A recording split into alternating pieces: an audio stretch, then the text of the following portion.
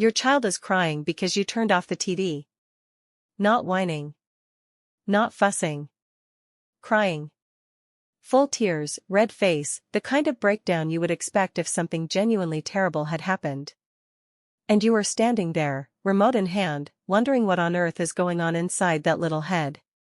Here is the strange part. Something genuinely terrible did happen. At least, that is exactly what their brain just told them. Screen addiction in children is one of the most misunderstood phenomena of the modern age.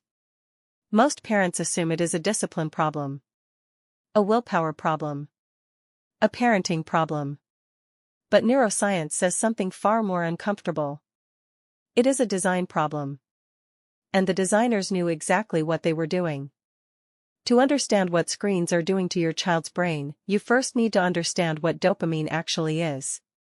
Most people have heard the word. Most people think it means pleasure. But that is not quite right. Dopamine is not the chemical of pleasure. It is the chemical of wanting. Neuroscientist Kent Berridge at the University of Michigan spent decades separating these two things. Wanting and liking. They feel similar from the inside. But in the brain, they are completely different systems. Dopamine drives the wanting, the craving, the desperate pull towards something. And here is what makes that dangerous. You can want something intensely and not enjoy it at all.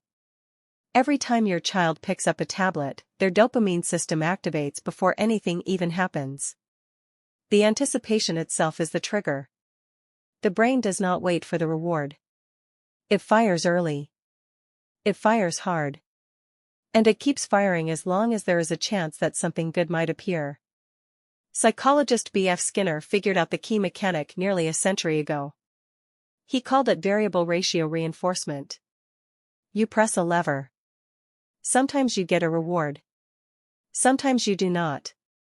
The unpredictability is not a flaw in the system. It is the system. It is the most powerful way to lock in a behavior that has ever been discovered. It is also exactly how slot machines work. And it is exactly how YouTube, TikTok, Instagram, and nearly every major children's app is designed. Your child is not addicted to the screen. They are addicted to not knowing what comes next. The next video might be the funniest one they have ever seen.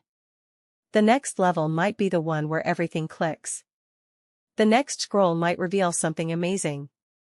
The brain cannot resist finding out. So it keeps going.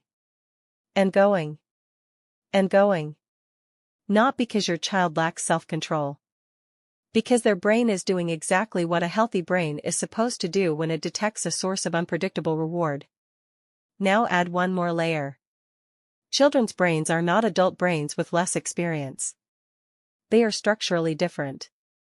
The prefrontal cortex, the part of the brain responsible for impulse control, future thinking, and the ability to say "I should stop now," is not fully developed until the mid-20s. Neuroscientist Sarah Jane Blakemore at University College London has spent years mapping this development. The prefrontal cortex is the last region of the brain to mature. Which means that when your 8-year-old is playing a game and you say 5 more minutes, the part of their brain that would help them actually honor that limit is still under construction. They are not defying you. They are operating with hardware that is genuinely not equipped for that task yet. So you have a dopamine system wired for pursuit. You have a variable reward structure that deliberately exploits that system. And you have a prefrontal cortex that cannot pump the brakes. That is not a child with a screen problem. That is a child up against a mechanism designed by billion-dollar companies with teams of behavioral scientists and no interest in what happens after the device is turned off.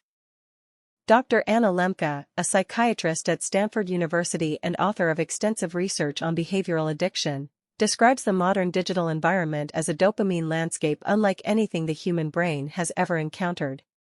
For most of human history, rewards were hard to find and unpredictable by necessity. Food, social connection, novelty. These things required effort.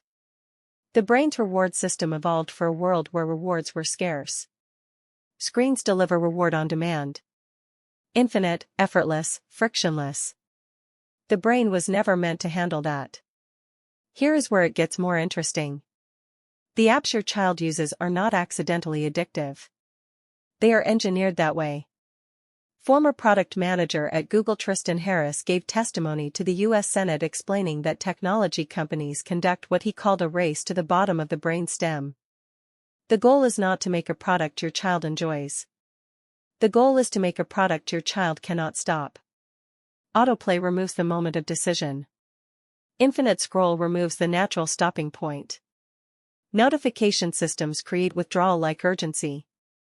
These are not features. These are extraction mechanisms.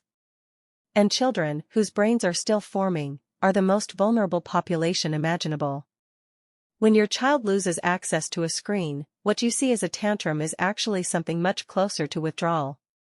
The dopamine system, flooded with stimulation, snaps back hard when the source disappears. The brain experiences this as genuine distress. Not dramatic distress. Not fake distress. Real neurological distress that feels, from the inside, like something has gone wrong. Because as far as the brain is concerned, something has. The signal that said reward was coming has suddenly gone silent. That silence feels like danger. And the younger the exposure, the deeper the wiring. Research from the American Academy of Pediatrics suggests that early and heavy screen exposure reshapes the developing brain's baseline for stimulation. A brain that spends hours in the hyperstimulating environment of a fast-cut children's YouTube video or a rapid-fire mobile game begins to recalibrate.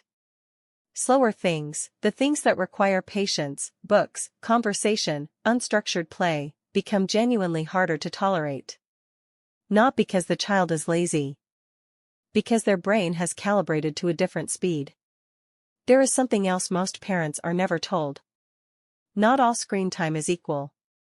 This is critical. A video call with a grandparent activates entirely different circuits than TikTok. A slow-paced educational show with natural pauses activates different circuits than an algorithm-driven autoplay cue designed to maximize time on screen. The distinction that matters is not screen versus no screen.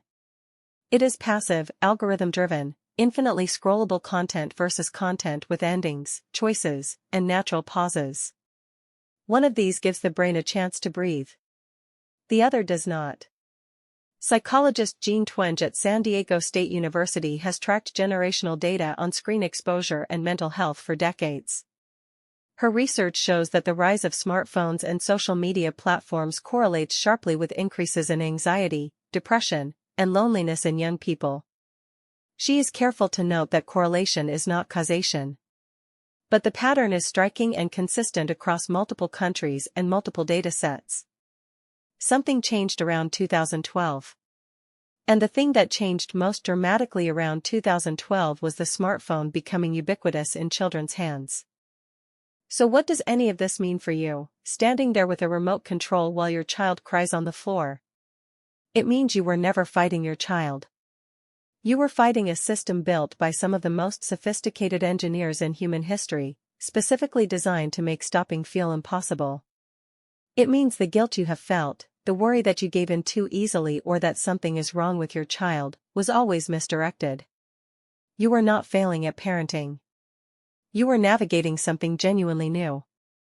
And here is the counterintuitive truth that all of this science quietly points to.